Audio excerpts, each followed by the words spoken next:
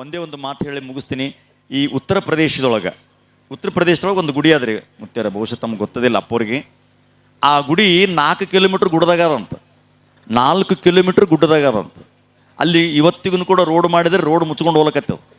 ಅದು ಶಕ್ತಿ ಹೆಂಗಿರ್ಬೇಕು. 4 ಕಿಲೋಮೀಟ್ರ್ ಕಲ್ಲಾಗ ಮುಳ್ಳಾಗ ಹೋಗ್ಬೇಕು ಆ ಗುಡಿಗೆ. ಅಲ್ಲಿ ಒಬ್ಬಕ್ಕೆ ಹೆಣ್ಮಗಳು, ಅಲ್ಲಿ ಏನದ ಆ ಗುಡಿ ಶಕ್ತಿ ಅಂದ್ರೆ ಈಗೂ ಅದ. ಉತ್ತರ ಪ್ರದೇಶಕ್ಕೆ ನೀವು ಹೋಗ್ಬೋದು. ಏನು ಅಂತೀವಿ ಅಂದದ್ದಾಗಿಂದಾಗೆ ಆಗ್ತದಂತ. ಇಲ್ಲಿ ಗುಡಿಗೆ ಬರ್ತಿರಲ್ಲ ನೀವು, ಒಂದು ನಾಳೆಗೆ ನಮಸ್ಕಾರ ಮಾಡಿ ಜಾತ್ರೆ ಆಗ್ತದ, ಜಾತ್ರೆ ದಿವಸ ಒಂದು ಬೇಡ್ಕೋರಿ, ನನಗೆ ಒಳ್ಳೇದಾಗಲಿ, ನನ್ನ ಮಕ್ಕಳಿಗೆ ಒಳ್ಳೇದಾಗಲಿ, ನನ್ನ ಗಂಡಗೆ ಒಳ್ಳೇದಾಗಲಿ, ನನಗೆ ಮಗಳಿಗೆ ಚಲೋ ವರ ಸಿಗಲಿ, ಮಗನಿಗೆ ಚಲೋ ಸೊಸಿ ಬರಲಿ. ಏನೂ ಬೇಡ್ಕೋಬೇಡ್ರಿ, ಕೈ ಜೋಡಿಸಿ ಹೇಳ್ತೀನಿ, ನೀವು ಏನು ಬೇಡ್ಕೋಬೇಡ್ರಿ. ಯವ್ವ ಎಲ್ಲರಿಗೂ ಚಲೋ ಮಾಡಂತ ಬೇಡ್ಕೋರಿ ಸಾಕು. ಎಲ್ಲರಿಗೂ ಚಲೋ ಮಾಡಂತ ಬೇಡ್ಕೊಂಡ್ರಿ ಅಂದ್ರೆ ಅದ್ರಾಗ ನೀವೂ ಬರ್ತೀರಿ. ಗೊತ್ತಿರಲಿ, ಭಾಳ ಮಂದಿ ದೇವ್ರಿಗೆ ಏನು ಬೇಡ್ಕೋತಾರೆ, ಏನು ಸುದ್ದಿ, ಈ ಇದಕ್ಕೆ ಬೇಡ್ಕೋತಾರೆ ರೀ, ತಿರುಪತಿ ವೆಂಕಟರಮಣಗೆ ನನಗೊಂದು ನೌಕರಿ ಆಗ್ಬೇಕು, ಕೂದಲೇ ಬೇಡ್ಕೋತಾರೆ, ಕುತ್ತಿಗೆ ಬೇಡ್ಕೋಬೇಕು. ಅವ್ರು ಭಕ್ತರು. ಕೂದಲ ಯಾಕೆ ಬೇಡ್ಕೋತಾರೆ ಅಂದ್ರೆ ಮತ್ತೆ ಬರ್ತಾವೆ. ಹಲ್ಕಟ್ಟಿ ವೀರಭದ್ರಿಗೆ ಬೇಡ್ಕೋತಾರೆ ರೀ, ನನ್ನ ಮಗನಿಗೆ ಚಲೋ ಕನ್ಯೆ ಸಿಗಬೇಕು, ಬಂಗಾರ ಕಣಬಟ್ಟು ಬೇಡ್ಕೋತಾರೆ. ಕಣ್ಣು ಬೇಡ್ಕೋಬೇಕು, ಕಣ್ಣನ್ನು ಬೇಡ್ಕೊಂಡಂಥ ಭಕ್ತರು ಹುಟ್ಟ್ಯಾರ ಈ ಭಾರತ ದೇಶದೊಳಗೆ. ಬೇಡ್ರ ಕಣ್ಣಪ್ಪ ಶಿವನಿಗೋಸ್ಕರ ತನ್ನ ಕಣ್ಣನ್ನೇ ಕಿತ್ತಿಕೊಟ್ಟ ಎಂತಿಂಥ ಭಕ್ತರು ನೆನಪು ಮಾಡ್ಕೋಬಹುದು ಇವತ್ತು. ಅಕ್ಕ ಮಹಾದೇವಿ, ಹೇಮರೆಡ್ಡಿ ಮಲ್ಲಮ್ಮ, ಎಷ್ಟು ಮಂದಿ ಚಿದಾನಂದ ಅವಧೂತರು, ದೇವಿ ಪುರಾಣ ಬರೋದು ಚಿದಾನಂದ ಅವಧೂತರು. ದೇವಿ ಬಂದು ಚಿದಾನಂದ ಅವಧೂತರು ದಾರ್ಯಾಗ ಹೋಗ್ಬೇಕಾದ್ರೆ ಕಸ ಹೊಡಿತಿದ್ರಂತ. ದೇವಿ ಬಂದು ಚಿದಾನಂದ ಅವಧೂತ ಹಿಂಗೆ ದಾರ್ಯಾಗ ಹೊಂಟ್ರೆ ಒಳಗಿರ್ತಕ್ಕಂಥ ಗ್ರಾಮದೇವಿ ಬಂದು ನನ್ನ ಮಗ ಬರ್ತಾನ ಈ ರೋಡಿನ ಮನಂತ ಕಸ ಹೊಡೆದು ರಂಗೋಲಿ ಹಾಕ್ತಿದ್ಲಂತ. ದೇವಿ ಬಂದು ಇವತ್ತು ನಮಗೆ ಯಾರನ್ನ ರಂಗೋಲಿ ಕಸ ಹೊಡೆದಲ್ಲ, ದಾರ್ಯಾಗ ಬಿದ್ದು ಕಸ ತಂದು ಮತ್ತೆ ರೋಡಿಗೆ ಹಾಕ್ತಾರೆ. ನಿಮ್ಮ ಭಕ್ತಿ ಅದು. ಆಗ ಆ ಹೆಣ್ಮಗಳು ಅಲ್ಲಿ ಏನು ಅಂತೀವಿ ಅಂದಿದ್ದೇ ಆಗ್ತದಲ್ಲ, ಅಲ್ಲಿ ಒಬ್ಬ ಹೆಣ್ಮಗಳು ಬೇಡ್ಕೊಂಡ್ಲಂತ, ಏನು ಭಾಳ ದಿವ್ಸ ಮಕ್ಕಳಾಗಿದ್ದಿಲ್ಲಂತ, ನನಗೆ ಮಕ್ಕಳಾದ್ರೆ ನಿನ್ನ ಗುಡಿಗೆ ಬಂದು ದರ್ಶನ ಮಾಡ್ಕೋತಿ ಅಂತ ಬೇಡ್ಕೊಂಡ್ರೆ ಕರೆಕ್ಟ್ ಒಪ್ತೀನಿ ರೀ ನಾನು. ಇದು ಯಾರನ್ನೇ ಬೇಡ್ಕೊಳ್ಳಿ. ಆಕೆ ಏನು ಬೇಡ್ಕೋಬೇಕ್ರಿ, ಬ್ಯಾನಿ ಆದ್ಮೇಲೆ ಬರ್ತಂತ ಬೇಡ್ಕೊಂಡ್ಲಂತ. 4 ಕಿಲೋಮೀಟ್ರ್ ಗುಡ್ಡದಾಗದ, ಬಾಜು ಮನೆಯವ್ರು ಹೇಳಿದ್ರಂತ, ಹಂಗೆಲ್ಲ ಬೇಡ್ಕೋಬಾರ್ದು, ಬ್ಯಾನಿ ಆದ್ಮೇಲೆ 4 ಕಿಲೋಮೀಟ್ರ್ ಗುಡ್ದಾಗ ಹೋದ್ರೆ ಗತಿ ಏನು, ಮಕ್ಕಳಾಗಲಿ, ಕೂಸು ಹೊರಗೆ ಬರಲಿ, ಅಲ್ಲೇ ಹೋಗಿ ತೊಟಲ್ದಾಗ ಹಾಕಮ್. ಇಲ್ಲ ಬ್ಯಾನಿ ಹೇಳ್ಬೇಕು, ಆಕಿಗೆ ಬಿದ್ದದ ನನಗೆ ಬಿದ್ದದ ಅನ್ಲಕ್ಕೆ. ದೇವ್ರ ಸಂಕಟ ಚಾಲೆಂಜ್ ಇಲ್ಲ, ಹಂಗೆಲ್ಲ ಬೇಡವ, ಭಾಳ ದಿವಸ ಇಲ್ಲ ನಾ ಹೋಗಿ ದೇವ್ರೇ ಆಯ್ತು. ಬ್ಯಾನಿ ಆಕಿ ಹೊಟ್ಲೆ ಆದ್ಲು, 9 ಬಿತ್ತು ಬ್ಯಾನಿ ಎದ್ದು ಅಂತ, ನಡ್ರಿ ಹೋಗಮ್ಮ ಗುಡ್ದಾಗಲ್ಲ. ಬ್ಯಾಡ ತಂಗಿ, ಬ್ಯಾನಿ ಎದ್ದವ, ಭಾಳ ದಿವಸ ಮಕ್ಕಳಾಗ್ಯಾವ, ಕೂಸು ಬರಲಿ, ಹೋಗಮ್ಮ ಎಲ್ಲರೂ ಕೂಡಿ ದೀಡ್ ನಮಸ್ಕಾರ. ಇಲ್ಲ ಹೋಗಮ್ಮ ನಡಿ, ಬ್ಯಾಣತೇನ ಇಲ್ಲೇನ ಆಗ್ಬೇಕು ಅಲ್ಲೇನ ಆಗ್ಬೇಕು, ನೋಡೇ ಬಿಡಮಂತ. ಬ್ಯಾಡ ಅಂದ್ರೂ ಮ್ಯಾಲೆ ಇರ್ಲಿಕ್ಕೆ ಶುರು ಮಾಡಿಲ್ಲ. ಒಂದು ಅರ್ಧ ಕಿಲೋಮೀಟ್ರ್ ಹೋಗಿದ್ಲಂತ, ಬ್ಯಾನಿ ಜಾಸ್ತಿ ಆದವಂತ, ಗುಡ್ಡದಾಗ ಕಲ್ಲಾಗ ಮುಳ್ಳಾಗ ಏರಕ್ಕೆ ಆಲಿಲ್ಲಂತ. ಆಕಿ ಮ್ಯಾಲ ಕುಂತು ಮೂಕ ಹೋಗಿ ಭಾಳ ಭಯ ಆಯಿತು. ಈ ಹೆಣ್ಮಗಳಿಗೆ ಏನೇನು ಆಯ್ತು ಅಂದ್ರೆ ನನ್ನ ಮೇಲೆ ಬರ್ತದೆ, ಈಕಿ ದೇವಿ ಶಕ್ತಿ ಇಲ್ಲ ಅಂತ ನನ್ನ ಮೇಲೆ ಬರ್ತದ, ಇನ್ನು ಉಡ್ತುಂಬಿಟ್ಟು ಅಂಗರ ಹೊಡಿತಾರೆ, ಬ್ಯಾಡ ಅಂತ ತಿಳ್ಕೊಂಡು ಅಲ್ಲೇ ಕುಂತು ಹೋದ್ರಿಲ್ಲಂತ ದೇವತಿ. ಈ ದೇವಿ ಯವ್ವ ಭಾಳ ದೊಡ್ಡ ಮನುಷ್ಯಳಿದೆಯವ್ವ, ಅಲ್ಲೇ ಕುಂದ್ರು ನಾನೇ ಬರ್ತನಲ್ಲ ಅಂತ.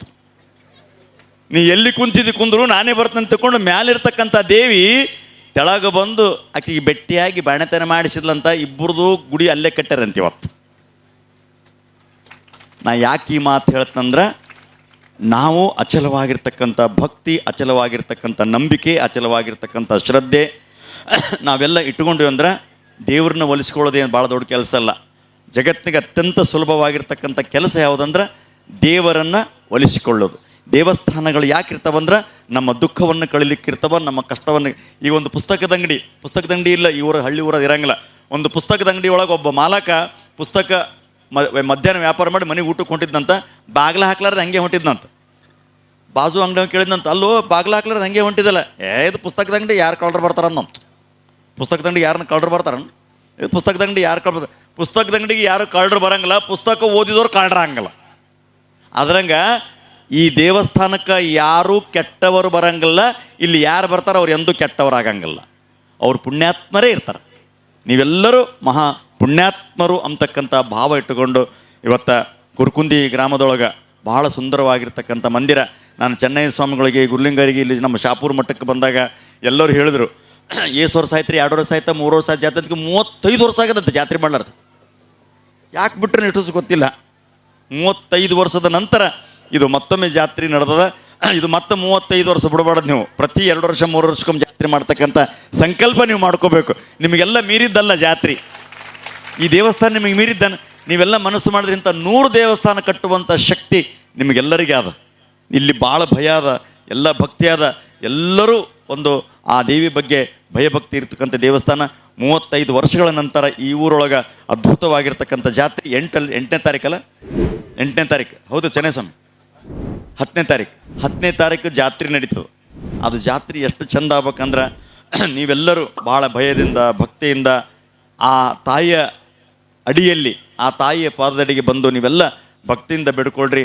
ಒಳ್ಳೆ ಮಳೆ ಬೆಳೆ, ರೈತ, ದೇಶವನ್ನು ಕಾಯ್ತಕ್ಕಂಥ ಸೈನಿಕ ಎಲ್ಲರೂ ಸುಖವಾಗಿರ್ತಕ್ಕಂಥ ಭಾವದಿಂದ ನಾವೆಲ್ಲರೂ ಬದುಕಬೇಕಾಗಿರ್ತಕ್ಕಂಥದ್ದು ಅವಶ್ಯಕತೆ. ಅದಕ್ಕೆ ನಿನ್ನ ಕಾಣರು ಬಹಳ ಯಜ್ಞದಿ, ನಿನ್ನ ಕಾಣರು ಬಹಳ ದಾನದಿ, ನಿನ್ನ ಕಾಣರು ಬಹಳ ಯೋಗದಿ, ನಿನ್ನ ಕಾಣರು ಬಹಳ ದಾನದಿ, ನಿನ್ನ ಕಾಣರು ಯೋಗ ಜಪ ತಪ ಸ್ತೋತ್ರ ಧ್ಯಾನದಲ್ಲಿ, ನಿನ್ನ ಕಂಡವರವರೇ ಮುಕ್ತರು ಎಂದು ತಮರಂಗಣಂತ ದೇವಿ ಪುರಾಣದಲ್ಲಿ ತಾಯಿ ಹೇಳ್ತಾಳೆ. ಏನು ಹೇಳ್ತಾಳೆ ಅಂದ್ರೆ, ಯಾರು ಭಾಳ ಧ್ಯಾನ ಮಾಡ್ತಾರೆ ನಾನು ಕಾಣಂಗಿಲ್ಲ, ಯಾರು ಭಾಳ ಭಕ್ತಿ ಮಾಡ್ತಾರೆ ಕಾಣಂಗಿಲ್ಲ, ಯಾರು ಭಾಳ ದಾನ ಮಾಡ್ತಾರೆ ಕಾಣಂಗಿಲ್ಲ, ಯಾರು ಅಂದರೆ ಭಕ್ತಿ ಯಾಕೆ ಭಕ್ತಿ ಮಾಡಿದ್ರು ದಾನ ಮಾಡಿದ್ರು ನೀ ಕಾಣಂಗಿಲ್ಲ ಅಂದಮೇಲೆ ಯಾಕೆ ಪೂಜೆ ಮಾಡ್ಬೇಕಂತ ಕೇಳಬೇಡ್ರಿ.